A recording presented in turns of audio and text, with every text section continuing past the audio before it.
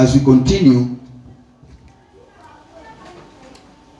I will request our brother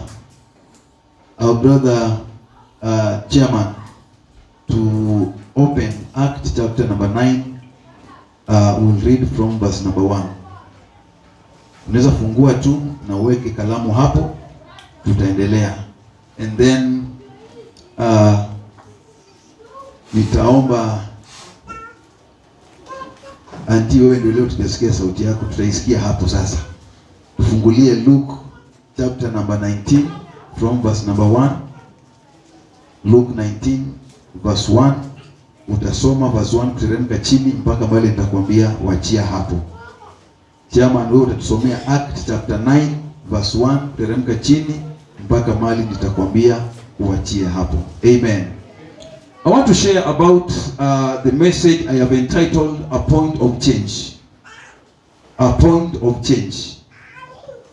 So the Bible speaks about a woman who was caught in the act of adultery, and according to at that time, according to the laws of Moses, such a person was to be stoned to death. Praise the Lord.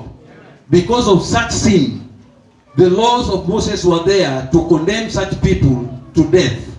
And so the Bible says that this woman was brought before Jesus, and Jesus was there with some other people who wanted to see the action that Jesus would take against this woman. And I want us to look at this woman and bring this lady to the current life that we are living today.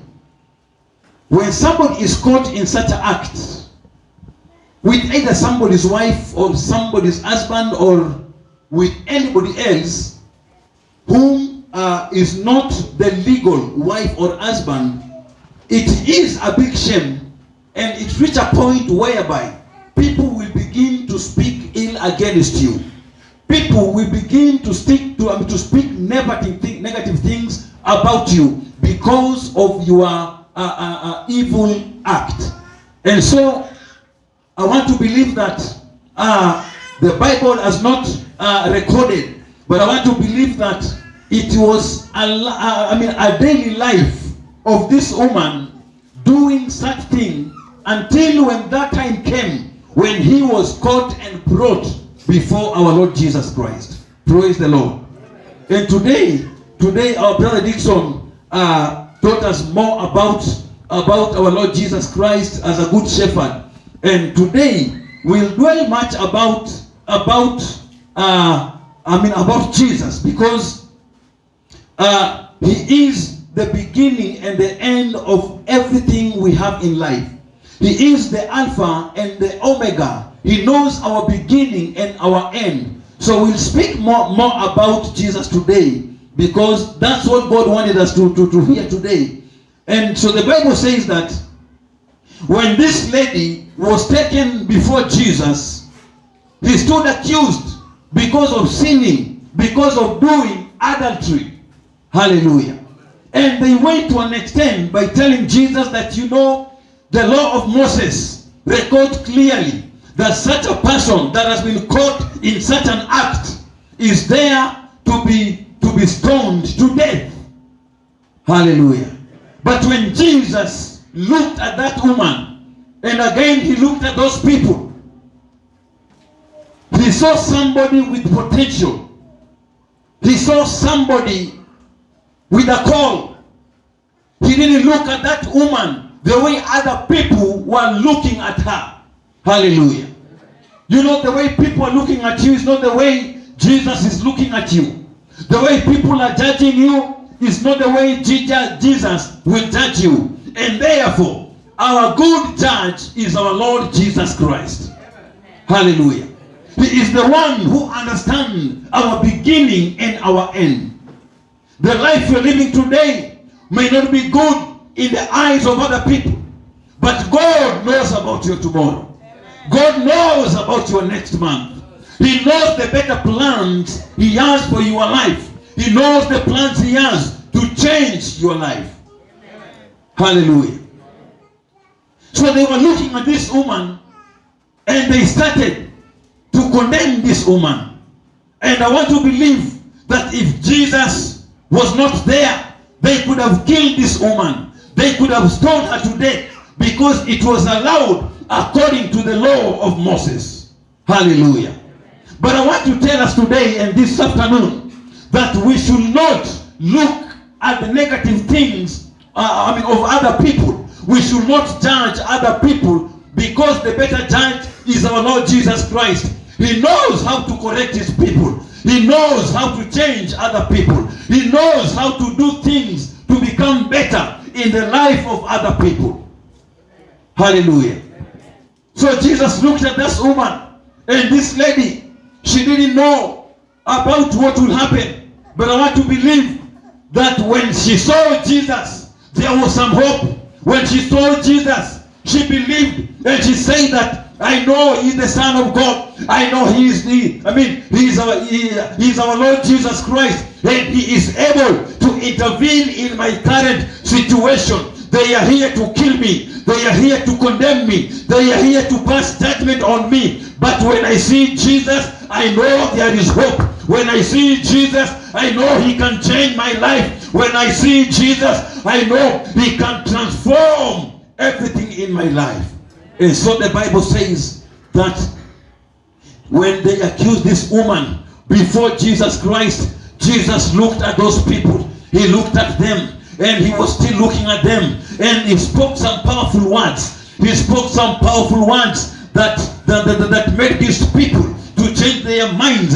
The one that Jesus spoke to them made them to change their mind. The Bible says that when Jesus looked at them after accusing this innocent woman, the Bible says Jesus told them, if there is anybody amongst you that knows very well, that has not sinned before, let him be the first person to cast a stone on that woman. And they looked at themselves. They begin to judge themselves. They begin to look at their past. They begin to look at their yesterday. They begin to look at their years back. And the Bible says Jesus was there with his fingers down. He was just there waiting for the first person to cast a stone on this guilty woman. And the Bible says they started to leave one after the other, one after the other. I want to tell you today, the moment you will encounter Jesus, the moment you will encounter Jesus on your way, it doesn't matter the life that you are living. When you encounter Jesus, things will begin to change. When you encounter Jesus, it doesn't matter your sin. It doesn't matter your past. When you encounter Jesus at a point of change, he is able to change your life. He is able to transform you. Yes. Hallelujah. Amen. We just need to encounter Jesus in our lives. And when you encounter Jesus, he begin to change things in your life. He begin to take away your sins. He begin to take away your sorrows. And people will look at you. They will wonder, what has happened in the life of this lady? What has happened in the life of this man? Because you will begin to look as a different person, because Jesus is in your life. Amen. Hallelujah. So the Bible says Jesus was there. He was looking at these people. But he was the first person to cast the first stone to this woman, because Jesus knew that all of them, they were sinners. All of them, they were guilty. Our brother Dixon quoted a verse in Romans chapter number 3 and verse number 23.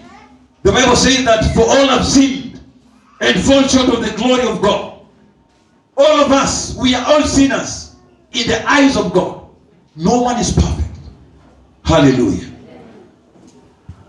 So Jesus knew that these people are sinners. Itakuwaje wenye dhambi wanataka kufanya uamuzi kwa mwenye dhambi mwenzao?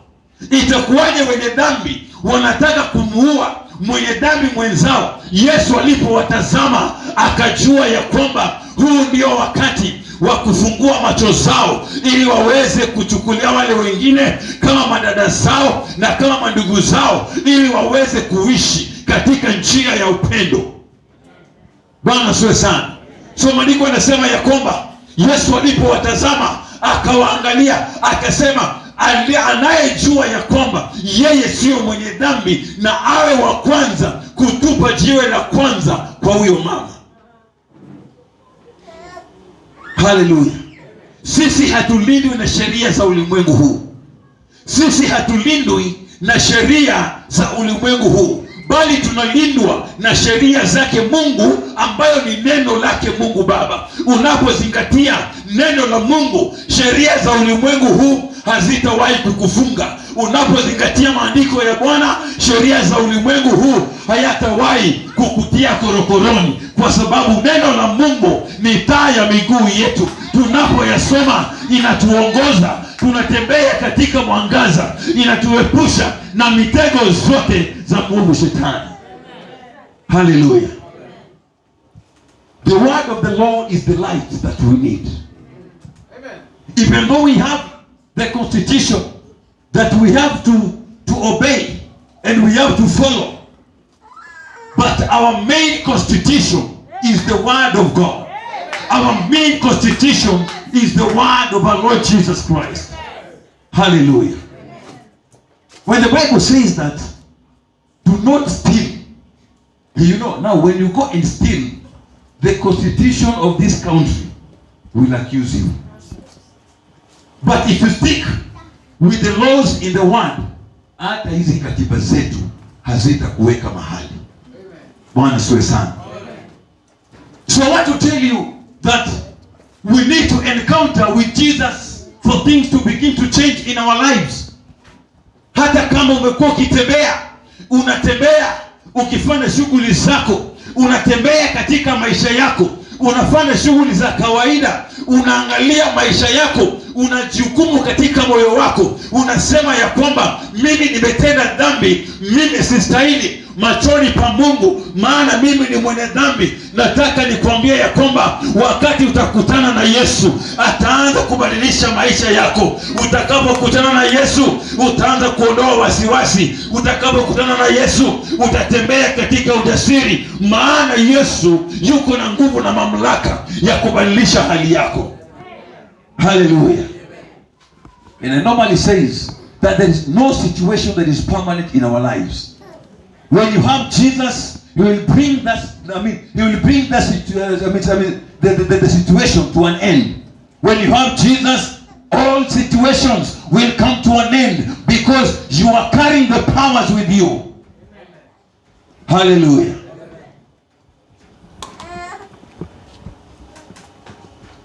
Saa zingine kuna mambo tunayafanya ama kuna maisha tunaishi, na inafika nyakati unaanza kujiweka katika mizani. Unasema ya kwamba laiti kama ningelifanya hii miaka 5 zilizopita, saa hizi ningelikuwa mahali fulani. Kama ningelifanya hili jambo na lile lingine, leo hii ningekuwa mahali fulani. Kwa njia nyingine, unaishi maisha ya kujihukumu kwa sababu ya hatua ambazo ama uamuzi ambazo ulichukua miaka kadhaa zilizopita, na mpaka leo hii umekubali ya kwamba wewe hali yako itabaki kuwa hivyo hivyo. Unasema ya kwamba ndiposa niweze kubadilika, lazima mambo mengi sana yaweze kutendeka.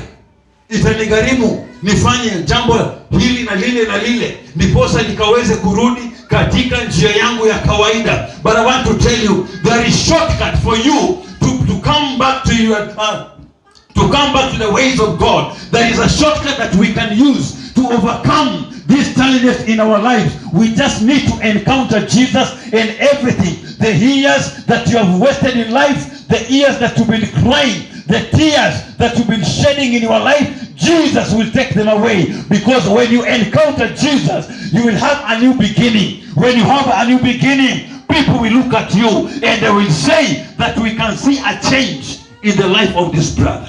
We can see a change in the life of this sister. Hallelujah. So we don't need to regret with the years that we have wasted. You don't need to regret. You don't need to cry. You don't need to complain. You just need to encounter Jesus at a point of change. Amen. Hallelujah. Because we don't know our time. Nobody knows that time.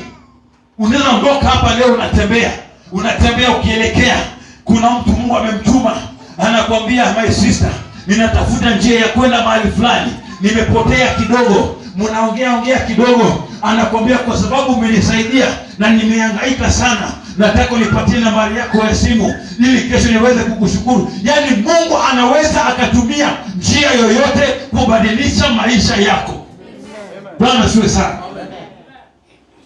The other day we were coming to church with my wife and Stella, and when we reached at this hotel, this hotel that is called Sankara. When we reached at Sankara, we saw a Land Cruiser coming, and when this Land Cruiser came, it stood just before us, and there were two people in front. And one of them asked, "Munaenda wapi?" We told him, "Tunaenda kanisani." And they said, "We can help you. Ingieni hapa." So I was the first. Nikashika mtoto wangu nikamsogeza nyuma. Nasema, "Wanakujaga hivi." Wanakujaga hivi. Maana mtu wa mjuani, gari Land Cruiser ya black, inamweka tuma VIP. Lakini nikasahau kumbe mimi ni VIP, maana niko ndani ya Yesu. Land Cruiser ikasimama. Nikaangalia mke wangu, nikaona hana hofu. Nikaangalia Stella, nikaona ana smile tu. Mtoto wangu naye yeye anapenda magari, yeye anataka tukurukia aingie ndani. Sasa nikasema hapa kuna amani. Hapa hakuna tension. So tukamwambia sisi tunashiriki kanisa la Redeemed Gospel Church Kagemi. So tukaingia gari. Tukakuja. Mimi nilikuwa bag left. Sinisahau. Mimi ndio wale watoto, unajua kule ushago watoto wakati wanaona magari zikipita wanapenda kuivia magari. So mimi ndio anybody hata kama anajikuna mimi na respond. Maana niko back left. So nikawa ninapita mahali pale, tukaletwa. Na hiyo gari ikatuleta mpaka hapa kwa hii gate. Na hiyo haikutosha. Huyu jamaa kaingia kwa wallet yake. Na katoa pesa, akasema hii Mungu abariki, mtatumia fare kurudi nyumbani. So the first thing I told my wife, hii pesa lazima tuiombe. Tunaweza kula hii pesa ndoto zianze usiku. Tuanze kuota ndoto za kutisha. Nasema tusanitize hii pesa. So when we prayed for that money, tukaomba. Nikamwambia Mungu, kama kuna nia na hii pesa, maana wewe Mungu ukiamrisha baraka zako hata shetani anatii. Yes. Na kama imeletwa, haijalishi imeletwa na wanaitwaga aje hao watu wa shetani hawa. Haijalishi imeletwa na devil worshipper, haijalishi. Maana wewe ukiamrisha, hata ndege walibeba mkate wakapelekea Elijah. Wewe ni Mungu ambaye kila kiumbe inatii sauti yako. So we prayed for that money. We say, hii pesa sasa mama, hii tutakula nyama kwanza leo. So my point is, when God wants to bless you, when you reached at a point of change, when God wants to bless you, He will use whichever way. It doesn't matter. Hallelujah. It doesn't matter. My sister, leo hii umekaa starehe hapo, umechapa macho nne, umechapa box, umekaa vizuri. Mungu akitaka kukubariki, yani anaweza kukubariki mpaka yani, na vizuri zingine ni vizuri. It's good to take your photos. Take your photos and keep them for future reference. Ili kuje kuona mahali Mungu amekutoa. Bwana asifiwe sana. Mimi niko na picha ya mama na Rev na Purity akiwa bado mdogo, na wengine wetu hapa akina chairman tukiwa kule kitambo, na nimeziweka kwa sababu zinanikumbusha mahali ambapo Mungu amenitoa. Bwana asifiwe sana. So mama akafika katika kiwango aliona kifo na macho yake, akajua ya kwamba katiba imekubali ya kwamba kitendo kama hiki lazima mtu aweze kuuawa, na kwa sababu nimefanya hichi kitendo, leo ni siku yangu ya kuweza kuuawa. Bwana asifiwe sana. Lakini maandiko yanasema ya kwamba alipomfika mbele ya Yesu ambaye anajua kufanya uamuzi bila mapendeleo yoyote, hapo ndipo ilikuwa sehemu ya huyu mama maisha yake kubadilishwa. Haleluya. Katika mambo ya dunia hii, katika maisha tunayoishi, hata mimi leo hii niko na failure zangu nyingi sana ambazo nikiangalia ninasema laiti kama ningejua. Lakini namwambia Yesu ya kwamba mizigo yangu ninayobeba ni yako, wewe nibebe. Bwana asifiwe sana. Mara nilipokutana na Yesu, the moment I received Jesus, things begin to change in my life. They begin to change, and I've been seeing the hand of God day after the other in my life. Praise the Lord. Mungu anakuinua kiwango baada ya nyingine, kiwango baada ya nyingine anakuinua. Na wacha nikwambie, baraka za Mungu hazina kipimo. Usifika mahali uambie Mungu ya kwamba sasa mimi nimefika, sasa hapa nimetosha.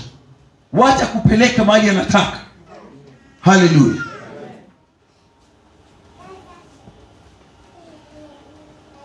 Chama tusomee. Tusomee our second scripture. Straight with the word. Acts 9 from 1. Meanwhile, Saul was uttering threats with every breath and was eager to kill the Lord's followers. So he went to the high priest. He requested letters addressed to the synagogues in Damascus, asking for their cooperation in the arrest of any followers of the way he found them. He wanted to bring them, both men and women, back to Jerusalem in chains. Number 3, as he was approaching Damascus on this mission, a light from heaven suddenly shone down around him. He fell to the ground and heard a voice saying to him, Saul, Saul, why are you persecuting me? Who are you, Lord? Saul asked. And the voice replied, I am Jesus, the one you are persecuting. Amen. Amen. Hallelujah. Bwana asifiwe sana. So the Bible says that at one point Saul decided to go to the kings, and he went there to get authority for him to be able to persecute the children of God. Hallelujah. Do you know? And that's why when police officers come at your place, they will come with an order that is called a warrant of arrest. Warrant of arrest. So warrant of arrest gives them power to do everything they want. If you will not open that door, they will break in. Hallelujah. And when they want to search something in your house, they will come with something called search warrant. Amen. So the search warrant will allow these people to come and turn your house upside down until they get what they want. Wakifinafina mattress yako wasikie kuna kitu ngumu, my friend, hiyo mattress itataruliwa, because wako na order ya kutafuta kile ambacho wanataka. Hallelujah. So the Bible says, Saulo akaangalia, akaona hana nguvu, hana mamlaka, lakini wacha atumie mamlaka ya wakubwa, mamlaka ya viongozi wake. Akaenda akaitisha barua, akasema ya kwamba wache niende niwakamate wote, wale wote ambao wanaabudu miungu ambayo hayajulikani hapa Yerusalemu, tuweze kuwakamata na tuwaweke ndani gerezani. Bwana asifiwe sana. So he started his journey from Jerusalem going to Damascus. And the Bible says before he reached Damascus, the light struck from heaven. Hallelujah.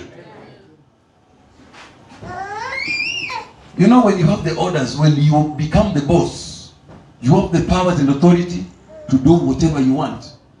So he could order people to be arrested. You being arrested and taken to the prison.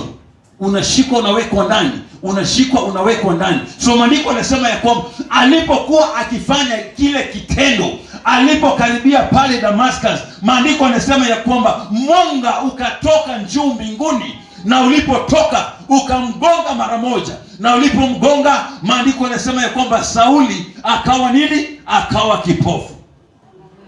Bwana asifiwe sana. Tumia macho yako kuwadaa watoto wa Mungu. Mungu anajua kile ambacho watafanya.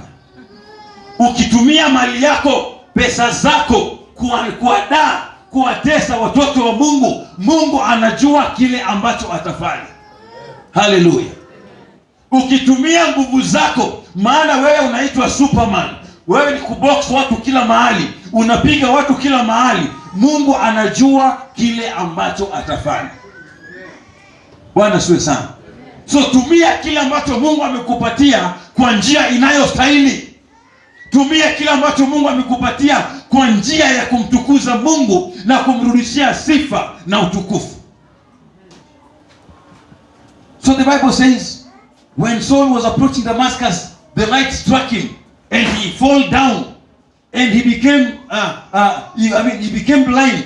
He could not see. And from that point, he heard the voice calling, Saul, Saul, why are you persecuting me? Hallelujah. Why are you persecuting me? And he wanted to know, which voice is this? And the Bible says, Jesus responded and told him that I am Jesus whom you are persecuting. Hallelujah. So Saul never knew that would be his day to encounter Jesus. He never knew that his day had come for him to encounter Jesus and for Jesus to change his life. He never knew. He was just walking, doing his daily business. Kushika watu na kuwaweka ndani.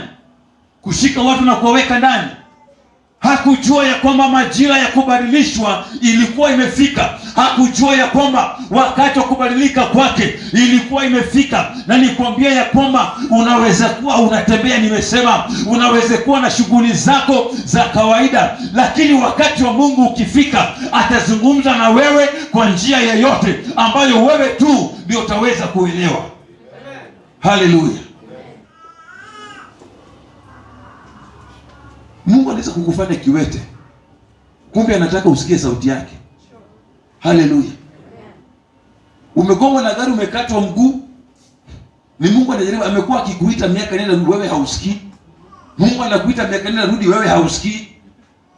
So nasema huyu nitamuita in a unique way. Anakata breki ya lori huko. Lori inakuja na mataa. Wewe uoni, mguu inaenda. Bila kwa hospitali wanatoa. Ukiwa pale kwa kitanda sasa, ndio unaanza kusikia sauti ya Mungu. Wakati unasimama, unasema kitambo nilikuwa nikitembea, nilikuwa naenda kusengenya mahali fulani. Siku hizi sasa siwezi enda kusengenya. Sasa hii kumbe Mungu alijua wewe unapenda kusengenya. Hiyo miguu ndio Mungu anataka kudeal naye. Bwana asiwe sana. Kwa sababu hakuna njia nyingine. Na ukingangana na hiyo miguu moja uende kusengenya, atatoa hiyo nyingine. Sasa uniambie utasengenya namna gani? Hallelujah. Kuna watu kama wale. Wewe hiyo ndio maisha yako. Mungu amekuwa akikuita, ondoka, wacha masengenyo. Usikii. Kija Sunday, Bwana nisamee, mimi ni mtoto wako. Monday ikifika. Ukifika Sunday, Mungu nisamee.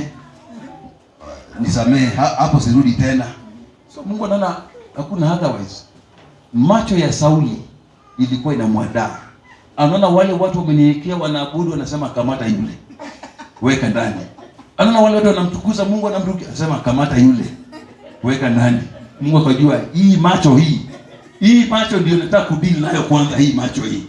So akastukia pap chini. Akasema sasa Mungu kunaenda. In fact, wakati macho ilifungika, masikio ilifunguka. Because that's the time Saul heard the voice of Jesus.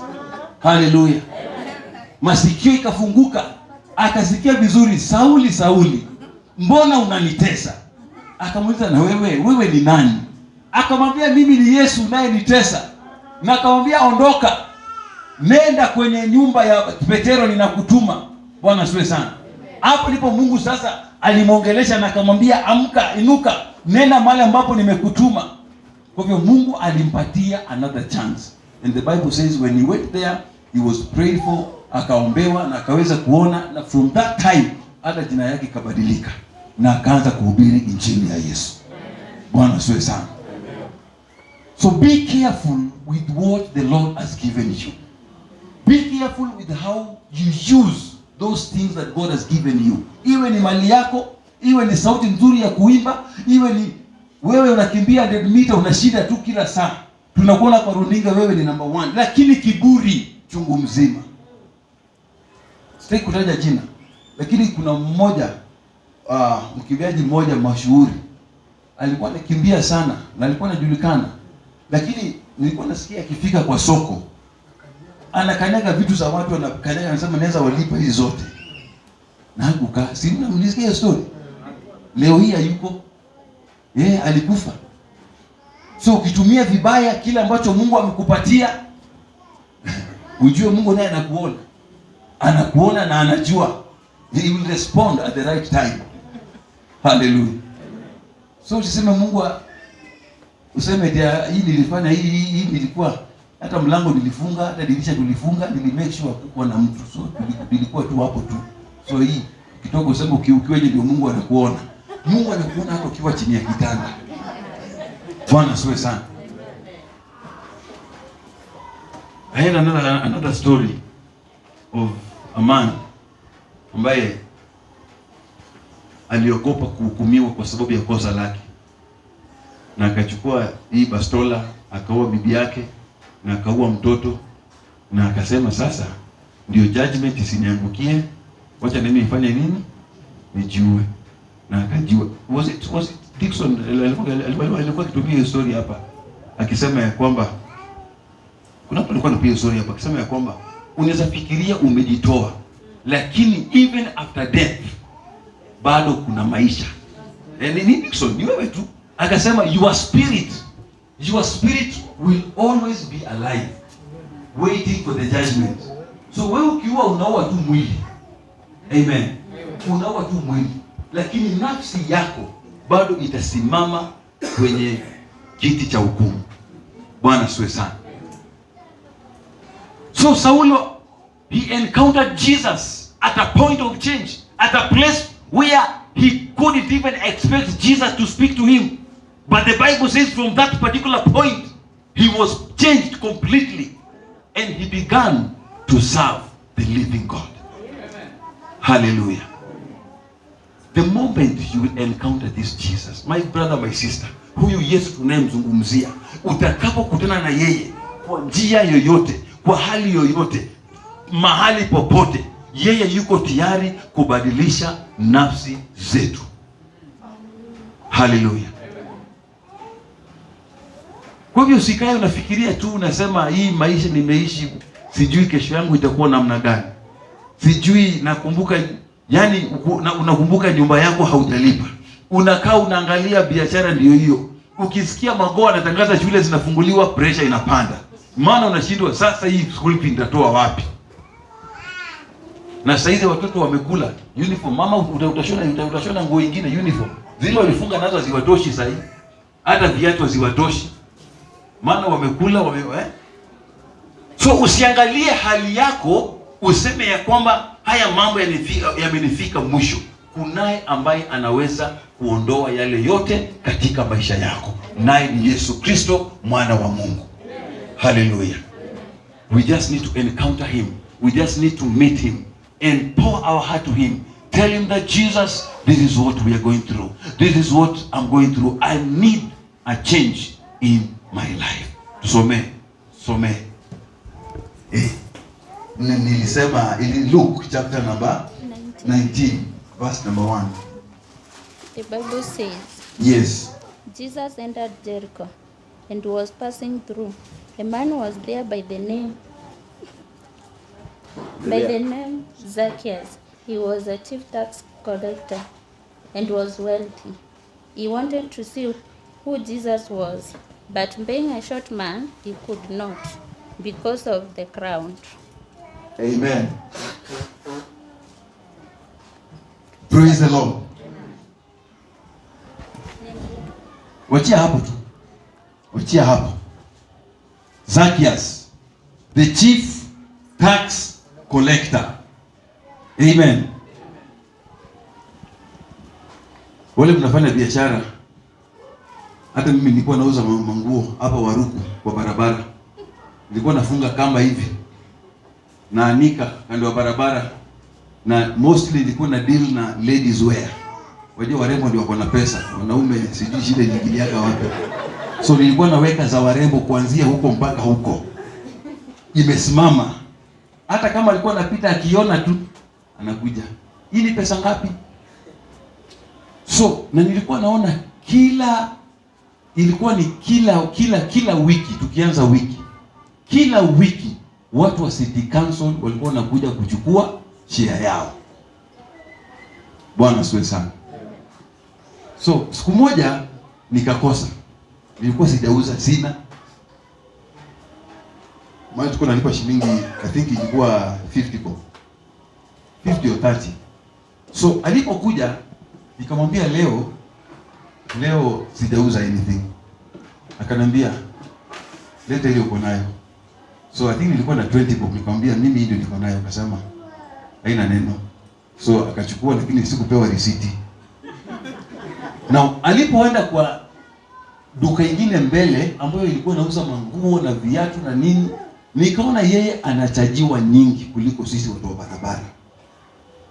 But nikajiuliza ya kwamba maswali mengi sana. Tofauti ni gani kati ya we are all hawkers? Ni kweli. We are all hawkers. Sote tunauza kando ya barabara. Lakini inategemea dhamani ya zile vitu ambazo unauza. Bwana asifiwe sana. Now, nikakuja kujua ya kwamba kuna wale watu ambao wanatoza kupita kiasi. Kwa sababu wanaangalia hali yako. Wanaangalia your physical appearance. Wanaangalia jinsi ambavyo unavaa. Wanaangalia Kiingereza ambayo unazungumza. Wanaangalia afya yako. Wanasema huyu lazima awe ni mtu ambaye anajiweza. Now, maandiko yanasema ya kwamba Zakayo alikuwa na tabia kama ile. Kuna kiwango ambayo ilikuwa imewekwa. Kuna kiwango ambayo ilikuwa imewekwa na serikali nyakati hizo. Ilikuwa serikali ya Herode nyakati zile. Lakini maandiko yanasema ya kwamba yeye akawa anatoza kupita kiwango ambayo ilikuwa imewekwa. Haleluya. Na usiku moja akasikiza habari ya kwamba Yesu mwana wa Mungu anapita katika mji ule.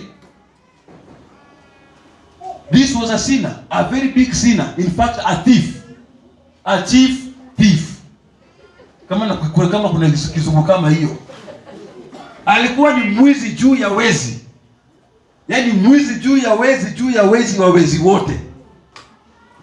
So aliposikia kwamba Yesu mwana wa Mungu anapita katika mji ule wa Yeriko, alipokuwa mahali pale, tunasoma ya kwamba kulingana na umbo wake alikuwa ni mfupi sana kiasi ya kwamba hangeweza kumtazama Yesu, maana palikuwa na umati wa watu. Now, when Zacchaeus made a decision to go and meet Jesus or to go and see Jesus, he never knew that was his day of change. He never knew that was the day his life will completely be changed. So the Bible says he went there and there were so many people. Na akapiga mahesabu yake haraka. Kaangalia akaona chairman nikisimama karibu na chairman akizunguka hivi, mimi nitakuwa chini. So akatoka. Akakuja akaona nani mrefu hapa naweza mtumia? Matende Chere. Wewe ni mrefu. Akaangalia Matende Chere. Akasema, hebu simama ndugu yangu. Sasa akakuja. Akaangalia akaona. Sasa Yesu akipita hapa, kama huyu ndio anastahili kumuona, mimi nitamuona namna gani? Bwana asifiwe sana. So akapiga mahesabu haraka haraka. Maandiko yanasema ya kwamba akaangalia, akaona mti wa mkuyu uliokuwa mahali pale, akajua ya kwamba nitakapopanda huu mti nitaweza kumwona Yesu anapopita. Hallelujah. I tell you, there is nothing good like when you encounter Jesus in your life. Because the things that you never knew, the things that you never expected will happen in your life. So the Bible says he climbed on top of that sycamore tree, and when he was there and Jesus was passing, he could see Jesus passing. He was very happy. He could see and he could laugh. He could laugh and smile on top of a tree. And when Jesus was passing, and he made sure that Jesus had passed by. And after that, he shouted to Jesus. He shouted and he called Jesus. He said, Jesus. He called Jesus. And when Jesus heard the voice, the Bible says, Jesus stopped and he looked back and he saw Jesus. In fact, when he saw Jesus, he went there and he told Zacchaeus that, come down, because today I'll be your guest. Hallelujah. He never expected Jesus to be his guest. In fact, when you read the Bible, Jesus had already passed. Yani Yesu alikuwa shughuli zake, alikuwa anaenda shughuli zake. Lakini alipomuita Yesu, na Yesu aliporudi mahali pale, Yesu akamwambia Zakayo, leo shuka upesi, maana leo mimi nitakuwa mgeni wako katika nyumba yako. Na hapo ndipo maisha ya Zakayo ilibadilika. Hapo ndipo wokovu iliingia katika nyumba ya Zakayo. Bwana asifiwe sana. I want to tell you, when you encounter Jesus, even salvation will come. When you encounter Jesus at a point of change, even wealth will follow you. Everything that you need will follow you. Why? Because when you have Jesus, you have everything that you need in life. Hallelujah.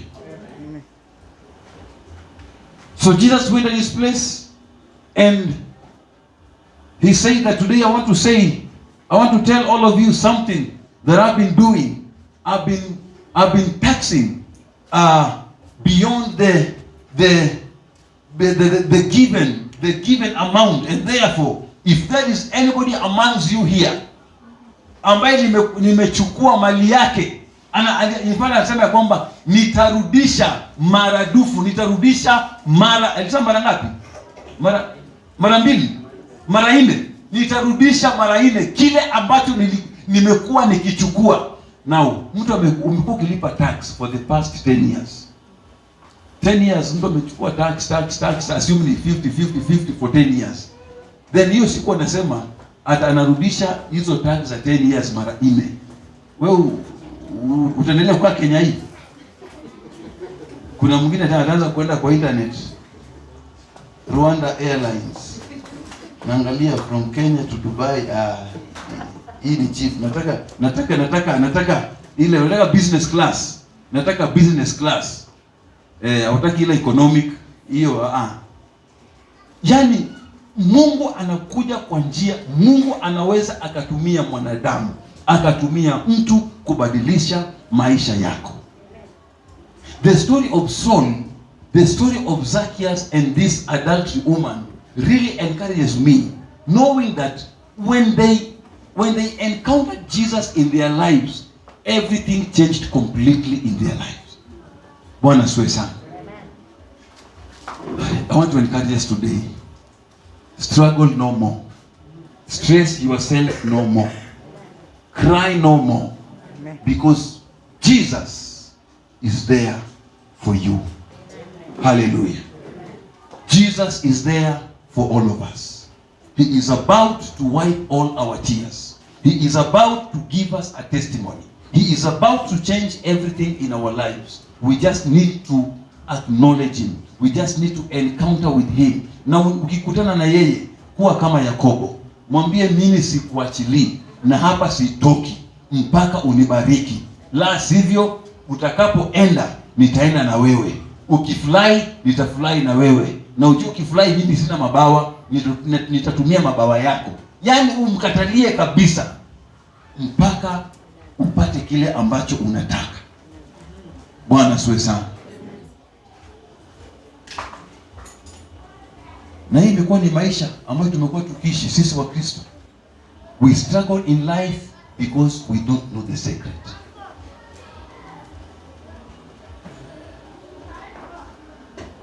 Toka tu mahali siku moja, toka tu enda mahali ujifungie mahali. Enda tu mahali hata kama ni mlimani tu mahali. Amua tu, sema nimechoka na hii maisha. Enda mahali mlimani tu. Useme Mungu, leo ni mimi na hii wiki nimeitenga. Ni mimi na wewe. Na hapa mlimani sitoki bila kusikia sauti yako. Bwana asifiwe sana. Go somewhere, hide yourself. Begin to pray. Pray day and night until you hear that voice. Hallelujah. Let's stand up on our feet. Jesus is here this afternoon. He is here with us and he is ready to encounter all our needs. He is ready to meet all our troubles, all our problems, all our pains, all our tears. He is here with us. We just need to tell him that Jesus, we are here. And Jesus, we need you. This life is not mine. I am tired of this and I need your encounter so that things may begin to work in my life in the name of Jesus Christ. I want to pray that God may remember you in your time of troubles. There are some of us ambao walipoteza kazi na leo hii wanakaa maisha ya kubahatisha. Unashindwa, unasema kesho ikifika ni Mungu tu. Ni kweli Mungu anajua kesho yako, lakini unawaza usiku na mchana, unashindwa utafanya namna gani. This woman was about to be killed in front of multitudes of people. But the moment he saw Jesus, he knew that there is hope. And when Jesus came, he did away with the laws of Moses. Bwana asifiwe sana. Yesu alikuja akavunja sheria za Musa zote, akaziondoa na akatuweka huru. Akasema hatutatawaliwa tena na sheria za wanadamu. Haleluya. Bali ni sheria ambazo yeye alikuja akatupatia. Leo hii sheria za Musa zingelikuwa, na kuna watu ambao leo hii bado wanazitumia, wa ndugu zetu wale wa Kiislamu wanatumia sheria za Musa. Ukienda kule ufanye kitendo kama hicho, wewe unauawa hadharani mbele ya watu. Bwana asifiwe sana. I want to pray with you this afternoon. You are there, you are saying, Pastor, this is my word. I'm really encouraged and I need to encounter with Jesus in my life because things have not been working. Things have not been working. I've tried in so many ways. They have not been working. I need to encounter with Jesus so that things may begin to work out in my life in the name of Jesus. Maybe it is in your business, in your family, in whichever area, but you are saying, this is my word. I need to encounter. I need to reach at a point of change so that Jesus may change my life. I want to pray with you this evening that from today, in the name of Jesus, we are in the month of November. It is never late. It is never late. December is coming. You are saying that, oh, the year is about to end. Things have not been happening in my life. I'm about to waste the entire year. But I want to tell you, Jesus can also come in the 11th hour. He is never late. He is here with us. He can hear he knows your heart. He can hear your voice. He knows your pains. He knows what you are going through. I want to pray with you in the name of Jesus Christ. You are there, you are saying, Pastor, I need this prayer. Just wherever you are. Hapo tu ulipo, inua mikono zako, nataka niombe na wewe ili Bwana akakutie moyo katika jina la Yesu Kristo. May all the eyes be closed in the presence of God in the name of Jesus.